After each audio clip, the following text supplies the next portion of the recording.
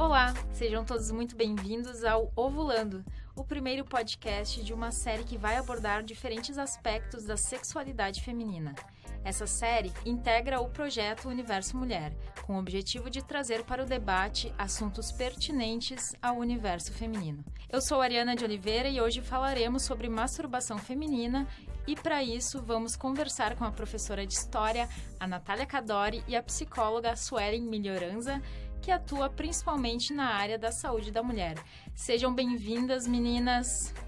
Obrigada, Ariana. Obrigada pelo convite. Tudo certo com vocês?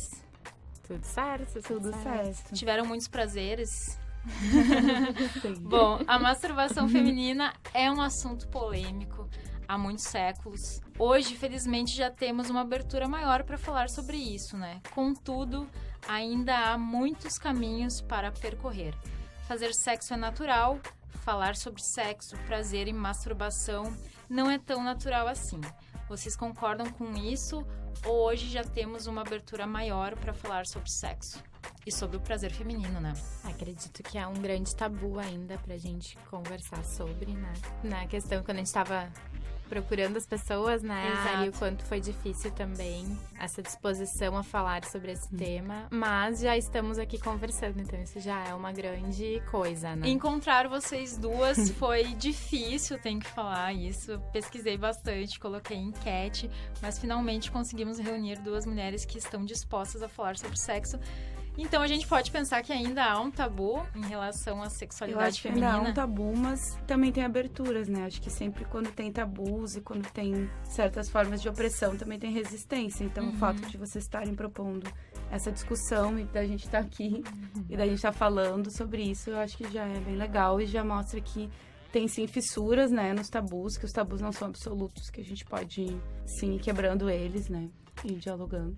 Perfeito. Exatamente, na Idade Média, o sexo por prazer era visto como um pecado, né? A masturbação consiste no prazer individual, não precisamos de nenhuma outra pessoa para termos prazer. Então vejam só, uma pesquisa, segundo o Mosaico 2.0 de 2017, 40% das mulheres não se masturbam.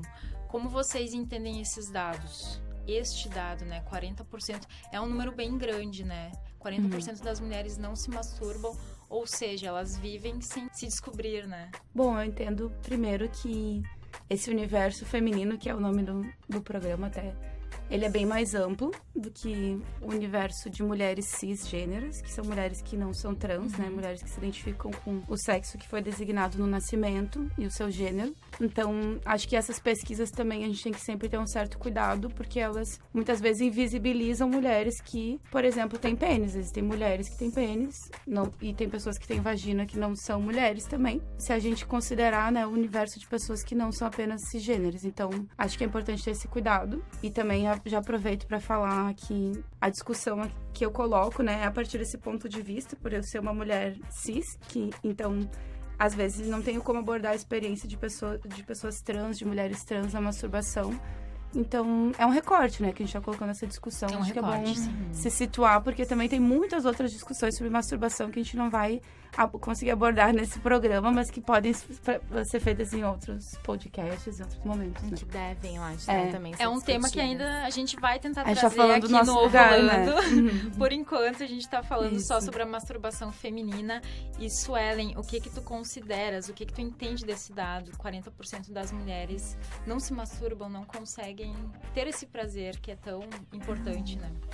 Acredito que a gente falar de masturbação, até falando, que nem antes eu propus, a gente pensar sobre uma descoberta, né, do seu corpo. Acredito que a gente cresce num mundo, numa cultura onde a gente não naturaliza alguns aspectos da sexualidade que a gente poderia estar olhando com mais atenção, né? A autodescoberta, que acho que a masturbação proporciona, é algo que, para a maioria das mulheres, ela é muito assustadora. E envolve alguns sentimentos como culpa, como vergonha, porque a gente vai aprendendo, né, dentro das nossas convivências, né, da própria espaço da escola, enfim, que o ato sexual vai ser a relação de um pênis com uma vagina, então um homem tem o pênis, a mulher que tem a vagina, vai ter essa penetração e vai ser isso, né?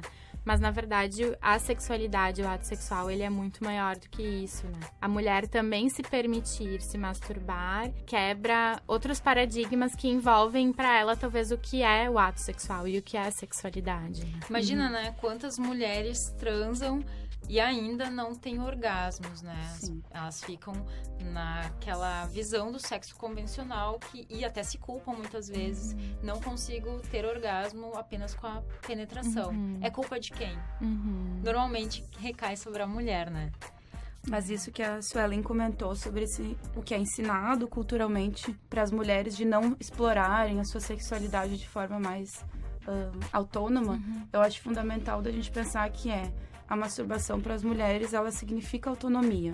Ela significa ter autonomia sobre o corpo, sobre o prazer, e ela mostra que é possível fazer sexo consigo mesma, ter um prazer consigo mesma, e que não precisa de mais ninguém para isso. E eu acho que esse ponto que faz com que a masturbação para as mulheres ela seja tão deixada como um assunto não dito, né? Porque o não dito, ele também é uma normativa. A normativa não é só o que dizem pra gente fazer, ela é também o que não falam. Porque nunca chegam e ensinam, olha, tu tem que fazer isso, se masturbar de tal e tal jeito.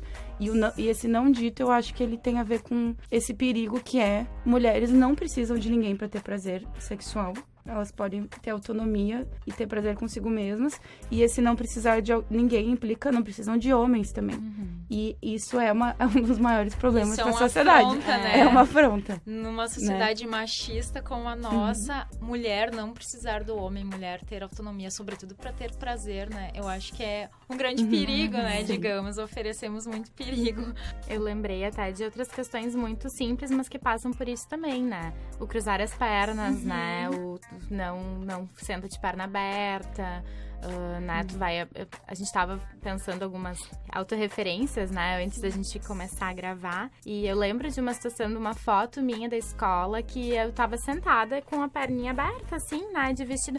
E eu lembro que aquilo teve uma grande repercussão, assim. Tu não pode sentar assim, Suelen. Tu tem que, sempre que tu for sentar, tu precisa cruzar as pernas. Então, pequenos detalhes, mas que vão estar também gerando esses entendimentos que a gente vai criando sobre sexualidade pra nossa vida, né? E esses detalhes, eles são individuais, mas eles também são construídos historicamente, culturalmente, né? Até o Foucault, ele tem vários trabalhos que ele comenta sobre como tem uma figura, assim, do final do século XIX, início do século XX, que é a criança masturbatória. É uma das figuras da modernidade que ele comenta. E ele fala que tinham vários manuais médicos até, tanto na Europa como no Brasil, que instruíam as famílias a cuidar. Não, tem que cuidar quando a criança tá muito tempo com as mãos embaixo do cobertor. Tem que olhar o que ela tá fazendo. Então, também existiu toda uma construção do discurso médico e dessa visão da medicina sobre a sexualidade, de que tem que ter um policiamento também dos corpos e das crianças para cuidar quando elas estão se masturbando, porque isso em algumas épocas podia ser considerado que enfraquecia o corpo, que fazia mal pro corpo se masturbar muito, porque tu ia perder energia, assim. Então, acho que a gente também tem uma carga, mesmo que hoje não tenha mais esse discurso na medicina, a gente tem uma carga cultural desse policiamento com os corpos das crianças. E eu acho, pessoalmente, assim, que com as mulheres cis tem um policiamento maior. Porque foi isso que tu comentou, Ariana. Os meninos, eles são ensinados que eles têm que descobrir o pênis deles, eles têm que saber o que fazer com esse objeto de valor, que é o pênis. Então, as meninas não, né? A gente não tem essa educação, assim, tanto na escola quanto nessa educação informal, assim, do dia a dia, com os pais, com os amigos. Parece o pênis é o objeto fálico de poder, né? Com ele tudo é possível. E isso a gente vê na nossa sociedade. Bom, mas não vamos nos estender, não vamos falar mal do presidente ou do governo. Atentem para uma matéria publicada no UOL pela Heloísa Noronha. Aspas, durante o período da Inquisição na Europa, o clitóris era tido como um sinal de que a mulher praticava bruxaria. O órgão, segundo os estudiosos da época, foi descrito como o bico do seio do diabo. Durante a Inquisição, os boatos de feitiçaria e pacto com o diabo recaíam principalmente sobre as mulheres que, de alguma forma, carregavam já algum estigma e não tinha papel definido na sociedade. Eram elas as solteiras, as viúvas e indigentes. Polêmico, né? Polêmico essa questão do clitóris, como ele era visto. Então eu questiono vocês, como vocês se relacionam com os seus tabus, né? Os tabus que vocês mesmas criam, que a sociedade impõe, com as suas vaginas e com os seus clitóris. Olha, estamos nos relacionando já há 30 anos, né? Eu tenho 30 anos agora. Eu acho que depois de um certo tempo, pelo menos na minha experiência, hoje em dia eu acho que eu consigo me relacionar no ápice, assim, da minha sexualidade. Todo mundo muito diz, melhor né, que com o meu aos 30 clitóris. anos a mulher se revela, né? Todo mundo diz isso. Eu não sei se é uma experiência pra todo mundo, mas pra mim, com essa idade, tem sido bem diferente, né? Do que, por exemplo, a primeira vez que eu fiz sexo, eu tinha 14 anos. E eu não lembro da primeira vez que eu me masturbei, se foi antes disso, se foi depois. Então, não tem uma memória muito, muito forte. Acho que até um exercício, assim, pra quem não estiver nos ouvindo, pra refletir, assim, na sua memória pessoal, que momento foi a primeira vez que a gente se masturbou, como é que foi, porque eu tenho dificuldade de lembrar, assim. Depois, eu sei que se tornou algo bastante presente na minha vida, mas eu não tenho essa memória, assim. E eu acho que tem as experiências individuais de cada uma, né? Mas, no geral, a gente não aprende com outras pessoas a como lidar com o nosso clitóris, né? Como lidar com a nossa vagina, com o nosso prazer. Não sei o que tu acha, E é Sally. bom, né? Passando a bola pra mim, né? O que eu tava pensando, né, com essa fala de vocês é como muda pra gente as nossas explorações masturbatórias quando a gente é mais velha, então, né? Eu, no caso, me aproximando dos 30, 29. E do que quando a gente vai fazer essas primeiras explorações lá na infância, né? Então, porque é natural que as crianças façam esse toque, né? Que nem a gente estava falando antes, de descobrir pênis, descobrir vagina, né? Ter curiosidade sobre isso. Tem sensações boas, mas não é ainda o prazer que a gente, adulto, relaciona, né? Essa coisa mais erotizada, né? Da masturbação, enfim. Pensando na minha experiência, assim, nos últimos anos eu acho que mudou muito a minha relação com o meu corpo a partir, sim, dessas autodescobertas que a gente vai tendo com a masturbação, né?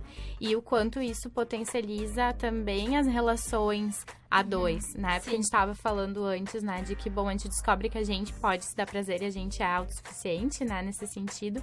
Mas também isso pode permitir a gente também a se entregar mais numa relação a dois, num sexo que a gente vai ter troca e que a gente vai poder também, se conhecendo mais, poder explorar a nossa sexualidade com o outro, né? E ter prazer também na relação com o outro. Porque uma coisa que é bem importante, assim, que acho que muitas mulheres, quando se masturbam, depois elas, inclusive, acham que elas têm mais prazer sozinha do que na relação com o outro. Sim. Né? Então, numa relação, enfim, seja homo ou hétero, afetiva, né? Eu me conhecer vai permitir com que eu esteja mais liberta, talvez seja essa palavra, pra estar também numa relação com outra pessoa, né? Que o outro também, ele tenha prazer ao ver o meu prazer, né? Também, Que é uma essa das é uma troca bem possibilidades. legal. Né? É um assunto que a gente poderia ficar debatendo horas e horas, né? Sobre a questão do prazer. Mas dentro do prazer, né? Ainda tem muitos tabus relacionados à masturbação feminina.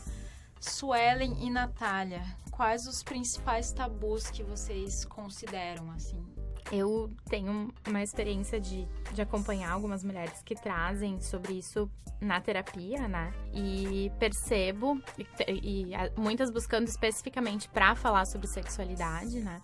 E eu percebo que a questão da culpa e da vergonha que envolve se descobrir. Então, às vezes, se busca por dificuldades na relação sexual, na maioria sempre de uma relação heterossexual, dessas que eu acompanho, né? Que então ficam com dores durante a relação, com sangramentos após a relação, que vão estar falando de questões que podem ser físicas, né? Do ato sexual em si, mas que também falam de como o meu emocional tá e de como me preparo para essa relação. E a masturbação, ela potencializa muito pra gente ter prazer no ato sexual a dois. Ou a três. Ou a três, né? Enfim, a 4. Mas o quanto que a gente poder se masturbar, ter uma melhor lubrificação, a gente poder descobrir os pontos de prazer do nosso corpo, tudo isso vai facilitar para que quando eu tiver uma relação sexual a 2 ou 3, enfim, eu não faça isso com sofrimento, né? Ou sempre pensando na obtenção do prazer do meu companheiro, esquecendo do meu prazer, que eu também, nessa relação, eu também tenho que ter prazer. Não é só um, é uma relação a dois, afinal, né? Então é pros dois obterem prazer. É um caminho sem volta, né, a masturbação. E, Nath, quais são, então, os principais tabus que tu consideras? Eu acho que foram os tabus que a Suelen falou, e um outro muito presente que a gente tem registros históricos, até de que, historicamente, tem preocupações com esse objeto, que é o prazer feminino, que não é para reprodução. Acho que numa sociedade que a gente vive, que tem uma herança, mesmo que a gente não seja necessariamente cristãos e cristãs, a gente tem uma herança cultural, assim, subjetiva, cristã muito forte. E eu acho que essa culpa, essa vergonha está relacionada com essa construção cultural do cristianismo, e que tem herança no judaísmo também, de que não existe uma legitimidade no prazer que não é para procriação. E isso envolve vários tipos de prazeres, inclusive a masturbação, né? Então, acho que essa autonomia feminina e que não serve para procriar, ela é um problema. Acho que o tabu se centra aí, assim. Ainda temos essa visão, né, que sexo é para procriar. Isso, essa visão ainda disputa, né, os discursos sobre sexo hoje e sobre procriação. E a gente tem vários registros também na história da medicina. Tem um livro do Thomas Laqueur, que é um especialista em história da medicina, que ele mostra que sempre teve, desde a antiguidade até a modernidade, discussões sobre se era necessário ter prazer para as mulheres para poderem engravidar. E daí tinham filiações e diferentes dissidências entre médicos que seguiam linhas diferentes na Europa sobre isso. Assim, alguns acreditavam que as mulheres precisavam ter prazer para engravidar e outros não. Isso até o século XII, mais ou menos. Então, isso mostra pra gente como o prazer feminino, hoje em dia, ainda tem toda uma herança de ser discutido por todo mundo, menos por quem realmente interessa, que é pra nossa autonomia e pra nossa felicidade, né? Sempre todo mundo tem essa opinião. Todo mundo dá um pitaco, né? Bom, meninas, e quais os pudores e tabus já perdidos? Ou vocês já sentiram vergonha de se masturbar? Já senti vergonha, sim. E já que estamos revelando as idades, eu com 32 anos também tive muita vergonha. Muita vergonha de expor, assim, pro meu próprio companheiro, que eu gostava disso. Aqui eu sou meio voyeur, assim, então eu até gosto de me masturbar, eu gosto de olhar as pessoas se masturbando. Sim. Então não tem muito isso, assim. Então, mas tu já teve em algum momento e perdeu, tu te desconstruiu? Acho que sim, mas eu não sei, não tenho uma memória disso também. Porque eu até gosto de olhar as pessoas se masturbando, gosto que me vejam me masturbando, então não tenho muito. Acho que isso que eu trouxe, né, de já ter sentido vergonha. Mas com o passar dos anos a gente vai... Vou usar de novo a palavra, vai se descobrindo, que acho que é isso aí mesmo. É isso mesmo. E vai percebendo que também isso é uma bobagem, assim, né? E porque as vergonhas, acho que ela passa por crenças que estão impostas pra gente, né? E todas as que a gente veio conversando agora desses tabus. E que com o tempo a gente vai desmistificando. E eu acho que a minha aproximação também por trabalhar com isso, né? Eu fui precisando também, de certo modo, entender que isso não é um problema, né? Foi uma desconstrução muito rica pra mim. E acho que me permitiu muitas coisas e muitas descobertas na minha vida sexual, enfim. Então, meninas, o que vocês falariam para os seus filhos em relação à masturbação e ao prazer e à sua sexualidade? Eu voto na ideia de que não é algo que se ensina. Acho que é algo que a gente tenha que ter liberdade de fala, né? Que isso tem que ser falado sobre, mas não necessariamente ser ensinado. E as crianças, elas são extremamente curiosas, né? Então, acho que conforme vão descobrindo esse seu corpo, né? Vão surgindo curiosidades com relação a isso. E cabe aos adultos, né? Respeitar essas curiosidades e entender que elas não são já com o nosso olhar erotizado do adulto, mas muito antes elas são daquele corpo que pertence àquelas crianças e que elas têm total direito de estar descobrindo, né? E aí, a importância da gente poder acolher e poder conversar disso com naturalidade. E me parece muito mais ouvir os questionamentos deles do que oferecer, daqui a pouco, antecipar questões. Porque, às vezes, a gente se preocupa, o dia que vier a pergunta, né? Como nascem os bebês. Já e aí a gente roteiro, mas aí a gente vai ouvindo a criança e permitindo que ela faça os questionamentos, de repente a dúvida é tão simples e é tão natural, e a gente estava lá achando que já ia ter que explicar, né, sobre o coito, né? Sim. E não é isso que daqui a pouco a criança queria saber. Eu acho que isso que a Suelen falou é fundamental. Acho que a palavra ouvir e exercer uma escuta, assim, verdadeira, genuína, é muito importante com as crianças. E trabalhando no espaço escolar, a gente enxerga muito isso, assim, porque as crianças e os adolescentes, eles trazem coisas, trazem questões que eles querem falar e elas querem falar. E muitas vezes, ou os adultos e as adultas ficam com receio e negam aquilo, ou dizem que não é para aquele momento, né? Por exemplo, eu acredito que a educação escolar, ela envolve, sim, a educação sexual, mas de uma forma transversal, não necessariamente, por exemplo, só na aula de biologia. No senso comum, as pessoas acham que a educação sexual é para ser na aula de biologia, com uma professora ou um professor explicando o funcionamento de órgãos, assim.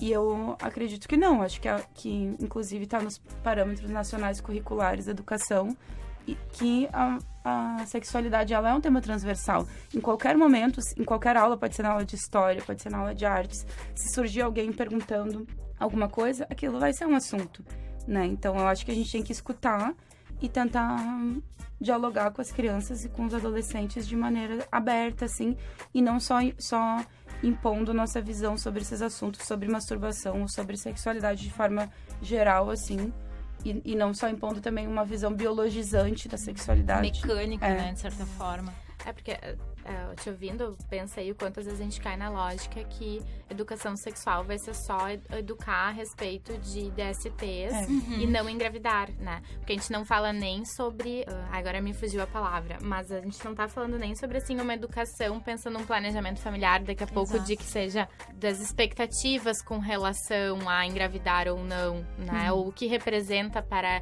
eu, adolescente, né, querer ter ou não ter um filho. A gente logo entende que é ensinar a dar pílula anticoncepcional e como vestir uma camisinha e aterrorizar com relação ao DST e ter crianças, né? E tomar a terrorismo com a DST. E ainda um terrorismo totalmente heteronormativo, né? Porque também nem...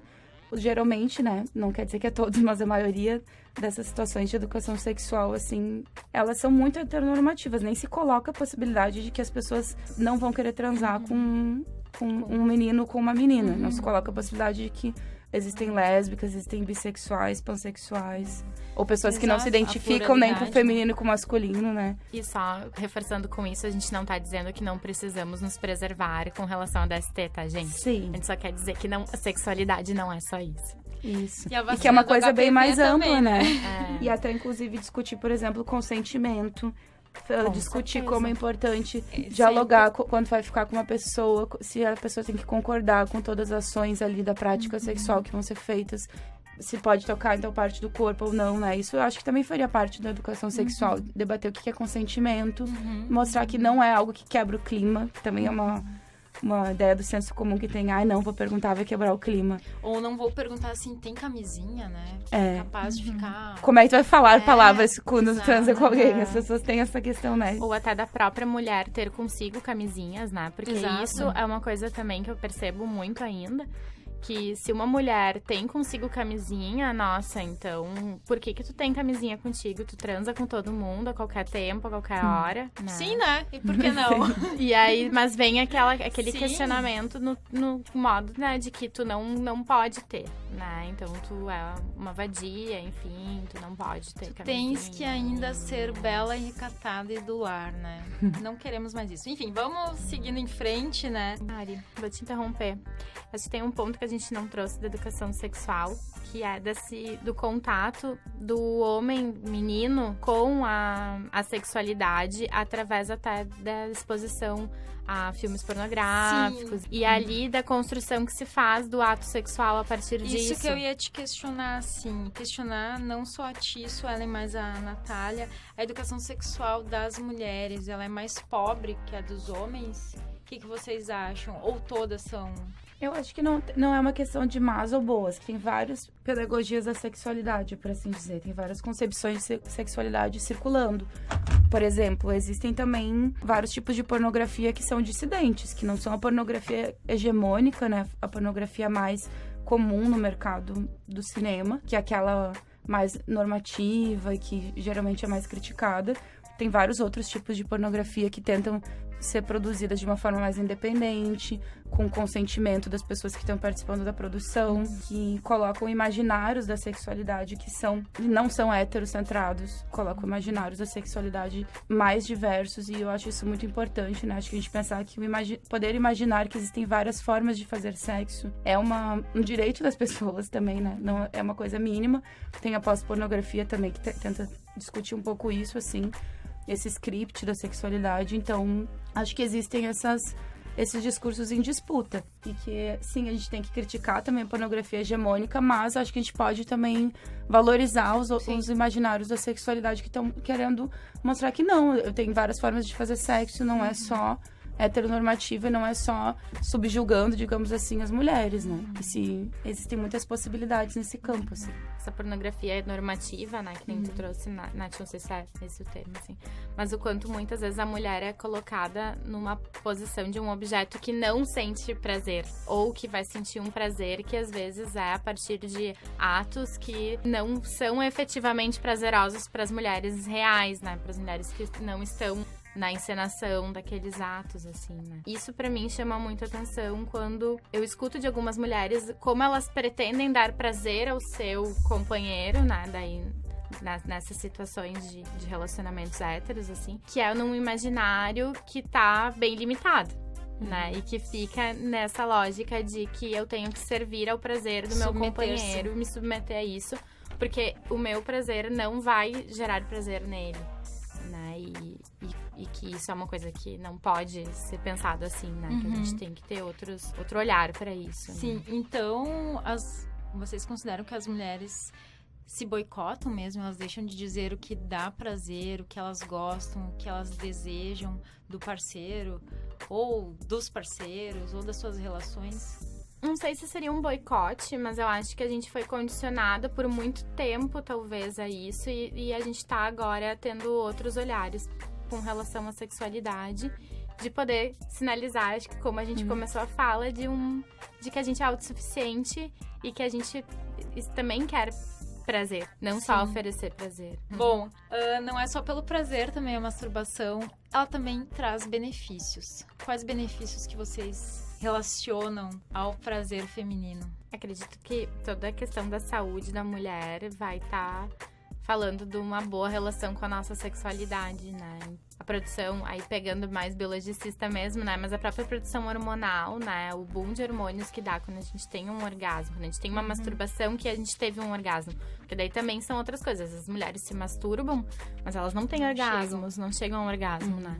Então, o boom hormonal que o orgasmo traz, né? O quanto isso é benéfico para o nosso corpo, né? As mais diversas questões, como a gente trouxe antes, a parte de tu te sentir bem com outros aspectos da tua vida, né? Com o trabalho, com as amizades, né? Com relações. Acho que é geral, né? Assim.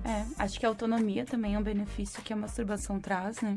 Pensar que a gente tem essa autogestão e a gente é poderosíssimas com o nosso próprio corpo. Acho que isso é fundamental, né? A gente podia, então, encerrar com algumas dicas, sugestões de livros, de músicas, de filmes, de séries que vocês já curtiram, já pensaram, nossa, essa série é muito maravilhosa, sobre o assunto da sexualidade feminina, masturbação, enfim. Tem umas páginas de Instagram que eu acompanho, que eu acho que são muito legais, assim. Seja pra pimentar, assim, às vezes também, pra gente ir percebendo que a gente pode falar mais sobre algumas coisas, né? Eu gosto muito do Milambi, que é uma página do Instagram, não sei se conhece, Nath? Não. Que tem aí algumas diretas e algumas coisas que é pra galera poder estar compartilhando também. Sim. E traz muitas dicas muito legais, assim, sobre sexualidade. É falar sobre sexualidade sem tantos tabus, assim. Algumas outras páginas, assim, também que eu acabo acompanhando de profissionais da área, né? Daí tudo um pouco mais na área mais de profissionais falando sobre isso, né? Tem o Prazer Ela, o Vagina Sem Neura, a Luana Lumertz, que ela é uma profissional que enfim, ela é dona de um sex shop, mas ela vende e fala, não só vende, ela fala sobre a sexualidade de vários modos, assim. Acho que essas páginas do Instagram são algumas bem legais e são meninas aqui de gaúchas de Porto Alegre, tirando o Prazerela, mas que fazem de vez em quando bate-papo sobre o tema, e conversam sobre isso. De início, pensando no tema, tem isso, mas tem outras coisas também que dá pra pensar, pra compartilhar. Dona Natália? Eu tenho algumas dicas de sites de pornografia dissidente. Tem vários tipos, na verdade, né? Mas alguns que eu lembrei agora são os filmes da Courtney Trouble. Ela faz pornografia dissidente. Tem um site chamado Queer Porn TV, que tem filmes dela. Tem outro que é Indie Porn Revolution. E tem vários filmes e vídeos que mostram, inclusive, pessoas se masturbando e vários outros ângulos, assim, né? Acho que esses sites são legais, assim. São pagos, mas acho que faz parte também de ter que não só financiar a indústria pornográfica gratuita, assim, dos pornôs mais hegemônicos, né? Daí, às vezes, tem alguns vídeos que dá pra acessar só uma parte, mas e o resto tem que pagar pra poder ver mais. Também tem um livro do Thomas Laqueur sobre história da masturbação, que eu acho que tem tudo a ver com o assunto, que se chama Sexo Solitário, uma história cultural da masturbação. Daí, acho que é uma dica, uma sugestão de leitura interessante. Já vou anotar aqui. E eu tava lembrando também que eu vi um filme no Netflix que eu adorei muito, foi bem despretensioso, mas achei ele acho que tem muito a ver, que é A Arte de Amar. Ele tem duas versões. Tem um que é americano, que não é, tá? E tem esse que é um sueco e que fala de uma médica que começou a explorar a questão da sexualidade feminina, enfim. Bem legal também. E aí não fala especificamente de masturbação, mas fala sobre a nossa sexualidade, a gente poder falar sobre isso, assim. Então tá, obrigada às convidadas, a Suelen e a Natália pela participação. Espero que vocês tenham tido muito prazer em participar do Ovulando, o primeiro Ovulando, que faz parte do projeto Universo Mulher. Queridas, muito obrigada. Ari, a gente que agradece o convite. Muito obrigada. Muito obrigada, Ari e Suelen também. Adorei conversar com vocês, foi bem prazeroso. Foi bom pra você? Foi bom pra você. Então tá, garotas, aguardo vocês em outro bate-papo, quem sabe, né? Falando um pouquinho sobre a sexualidade feminina. Então tá, aguardo vocês no próximo Ovulando. Abraços a todos e a todas.